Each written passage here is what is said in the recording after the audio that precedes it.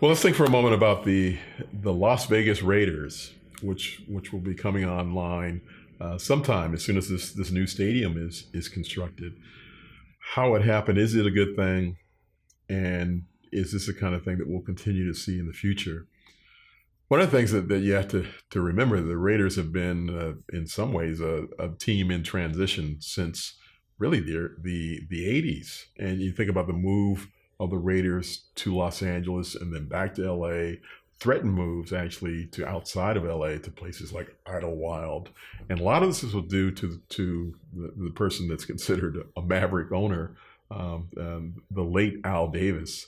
His son Mark Davis is the owner now.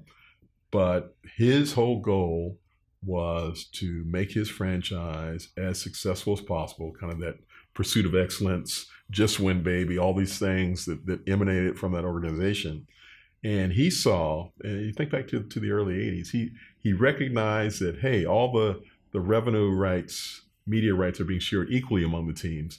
The only way I can make more money for my team, which allows me to invest more in my team to be more successful than any other franchise, at the time I think it was 30 other franchises, is to make sure I get the greatest number of gate receipts possible.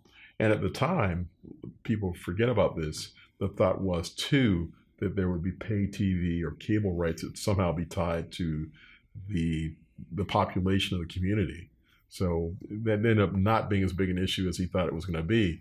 But certainly he saw the metropolitan area of Oakland, which was hundreds of thousands of people, being much less than the millions of Los Angeles. So he wanted to claim that location, especially after the Los Angeles Rams departed and that venue was open. The Los Angeles Memorial Coliseum at the time held 80, 90,000 people. So this is a long held tradition in this organization to look to move around.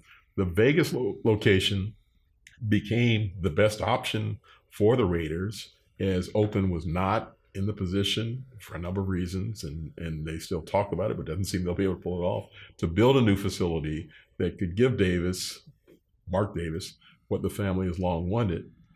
So when the franchises moved into LA, and the Chargers moved and the St. Louis Rams moved back to LA, that was foreclosed. So this Vegas opportunity became the one that could provide Davis what he wanted, and almost fell apart a couple of times. But as it's come through, it's going to be interesting. Not so much of whether or not they'll get the things that they want, and that is the facility. That seems like that's going to be built fine. The two key issues that exist is first the fan base. I mean, Vegas is such a transient city. People that the population of Vegas is highly impacted by visitors. Will people visit a town and say, hey, while I'm here, I've come to the gambling capital of the world, I think I'll go to a football game. That's an issue. And whether or not the residents of Vegas will really embrace this new franchise.